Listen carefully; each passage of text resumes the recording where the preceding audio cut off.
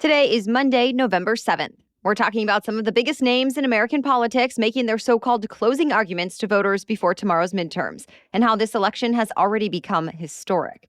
Also, COP27 in Egypt is now underway. We'll explain what it is and a few of the main goals. Plus, some big sports stories to know, from the World Series champions and their city celebrations to the NBA star suspended in more ways than one because of his tweet, to the athlete who smashed 2 world records in a week. Oh, and the Powerball now has the largest jackpot in history. Those stories and more in today's episode. Welcome to The Newsworthy. All the day's news in around 10 minutes. Fast, fair, fun, and on the go. I'm Erica Mandy. Thanks so much for being here. You ready? Let's do this. We are now just one day away from what President Biden is calling the most important election in our lifetime.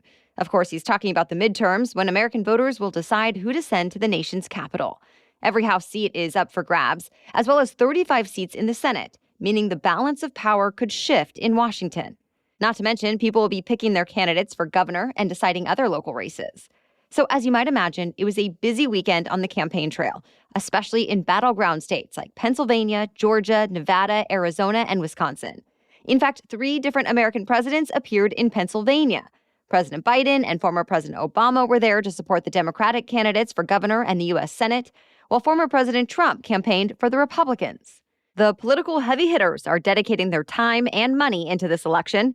We're talking about a historic amount of money. The nonpartisan research organization Open Secrets says the total cost of this year's state and federal elections will exceed $16.7 billion. That would make this the most expensive midterm in American history by a lot. Of course, we'll bring you coverage of some election results right here on The Newsworthy. Well, in many parts of the country, security will be tight on Election Day, and it might be for good reason. The Justice Department has already reported a string of threats against election workers this midterm cycle, and it's looking into reports of voter intimidation. The DOJ says Arizona is one of the top states for these kinds of issues. Just recently, Reuters got a hold of documents from Maricopa County, which includes Phoenix. The elections office there recorded at least 140 threatening and hostile messages and online posts against election workers in just 1 month over the summer. And in both Arizona and North Carolina, voters dropping off ballots have reportedly been yelled at, photographed, and recorded by people waiting near ballot boxes. So law enforcement is stepping up. Local prosecutors will help oversee election safety in every state. Some authorities have decided to have police officers, metal detectors, and bag checks at certain polling places around the country. And of course, the Justice Department is also investigating threats that have already been made. We should mention it's not just threats and voter intimidation looming over the midterms. There's also disinformation going around, some of it reportedly coming right out of Russia. Over the weekend, the New York Times cited several cybersecurity firms who have come across Russian influence campaigns on social media. They apparently found accounts posing as Americans, targeting Democratic candidates in some close races. But officials say it's not just Democrats who need to be aware. The former director of the Cybersecurity and Infrastructure Security Agency talked about this on CBS News yesterday. He said the point of Russian trolls and bots is not necessarily to get certain people elected, but they're really trying to get Americans to lose confidence in the whole democratic system. So the U.S. federal government is asking Americans to think critically about what we see online. One big issue for both Republicans and Democrats right now is, of course, the economy, and along with that, the labor market. The last major jobs report ahead of the midterm elections just came out on Friday. And since then, politicians and election hopefuls have been bringing it up, but for different reasons. Democrats focused on the positive, that employers added a seasonally adjusted 261,000 jobs last month, meaning the American economy has added jobs every month since President Biden took office. But Republicans noted there was an uptick in the unemployment rate. It went from 3.5% to 3.7%. The Republican National Committee blames, in part, inflation that's been historically high while Democrats have been in control. Democrats argue inflation would be even worse if Republicans were in charge. As for what economists say about this latest jobs report, one told the Wall Street Journal there are 2 competing forces here. Some employers are still trying to restore the jobs they had cut during the pandemic, while others are pulling back with so much uncertainty about where the economy will go from here.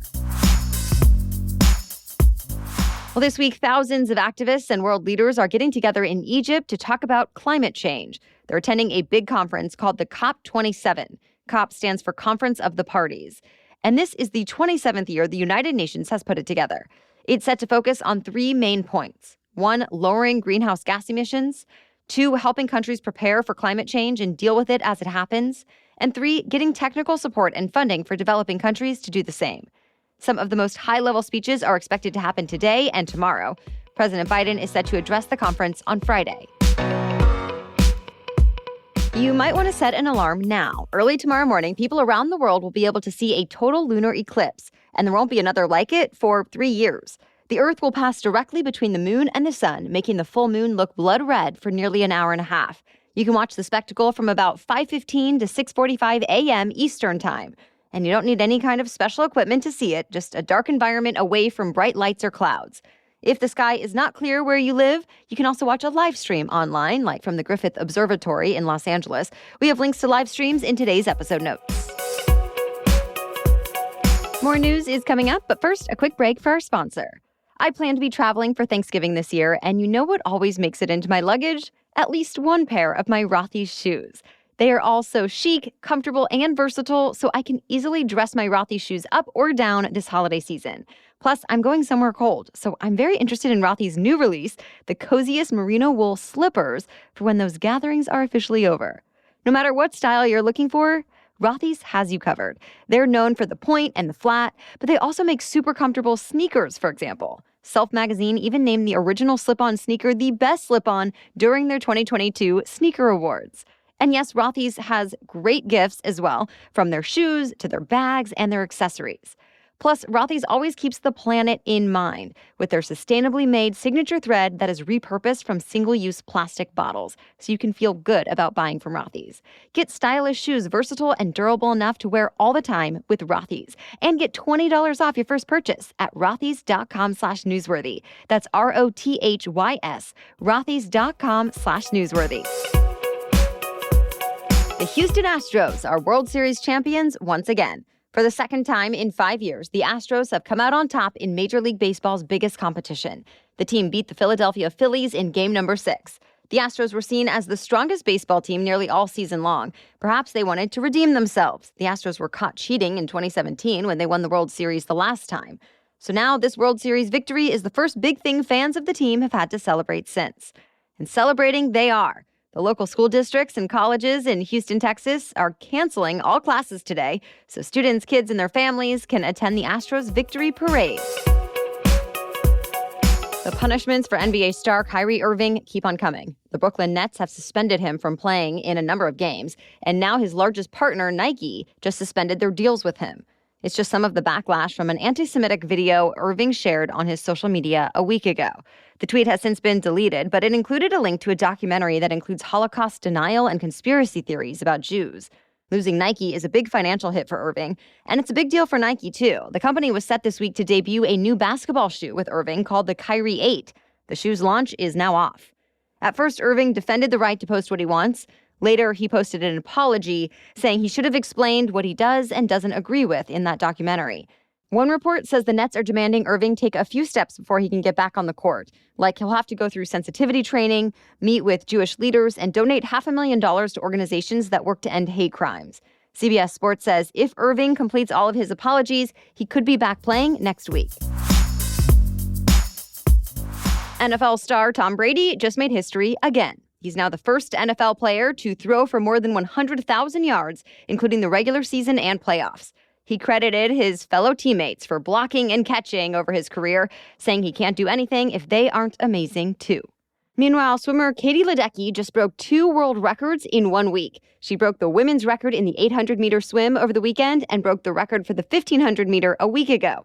Ledecky already has a number of world championships to her name, including 7 Olympic gold medals. That's the most of any female swimmer in history. And speaking of speed, the world's largest annual major marathon brought out about 50,000 runners over the weekend.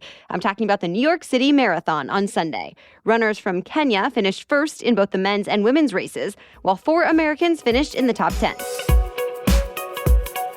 The music world is mourning singer Aaron Carter, who died at the age of 34. The LA County Sheriff's Department says he was found dead inside his home in California Saturday morning. Aaron Carter was one of the most successful child singers of all time. At just 13 years old, his biggest album went triple platinum, selling more than 3 million copies. The cause of his death has not been released yet, but his family said he developed struggles with mental health and addiction over recent years. Aaron was the younger brother of Backstreet Boy Nick Carter. Nick said he was holding on to hope that Aaron someday would get the help he needed, and despite their complicated relationship, he'll miss him more than anyone will ever know. One of the biggest names in rap music is looking to become one of the biggest names in the marijuana business. Sean Diddy Combs just signed off on a massive $185 million deal. The agreement he accepted gives him professionally licensed cannabis operations in New York, Massachusetts, and Illinois. Combs' deal comes with 9 full retail stores and 3 separate production facilities across the 3 states. His investment also creates the country's first minority-owned multi-state cannabis company, and it will be the world's largest Black-owned cannabis company. Once everything is transferred over, we're likely to start seeing branded cannabis products showing up in stores in the coming months. That's it for the main news, so now it's time for Money Monday, when we talk about one interesting money-related news story. But first, a message from our sponsor. If you're like my family, you like to pore over lists of reviews before deciding on where to book a reservation for brunch or dinner. So why not do the same when you're booking a doctor's appointment? With ZocDoc, you can see real, verified patient reviews to help find the right doctor in your network and in your neighborhood.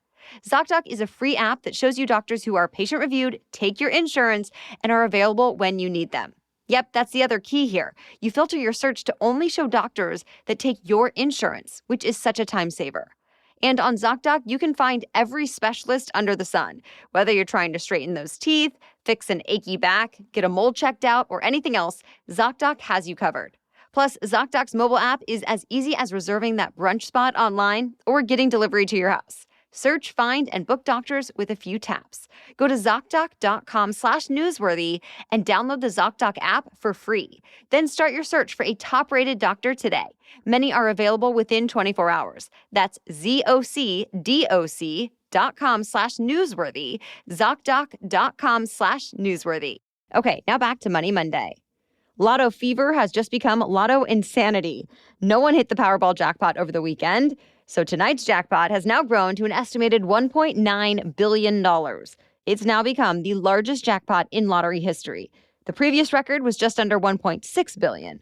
How did it get this high? Well, it happened because no one has guessed all of the right numbers after 40 straight drawings. It's now tied the record for the most drawings in a row without a grand prize winner. You can't blame anyone for not guessing the right Powerball numbers. The odds are a staggering 1 in 292.2 million. You are actually more likely to become a billionaire every other way than by winning the lottery. You're also more likely to become a famous movie star and win an Oscar.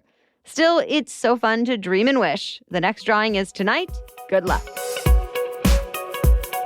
All right, thank you so much for listening today and every day. If you get value out of the show, please be sure to share it with a friend today, especially this week with Election Day coming up. We'll be back with much more news to know tomorrow. For now, have a great day.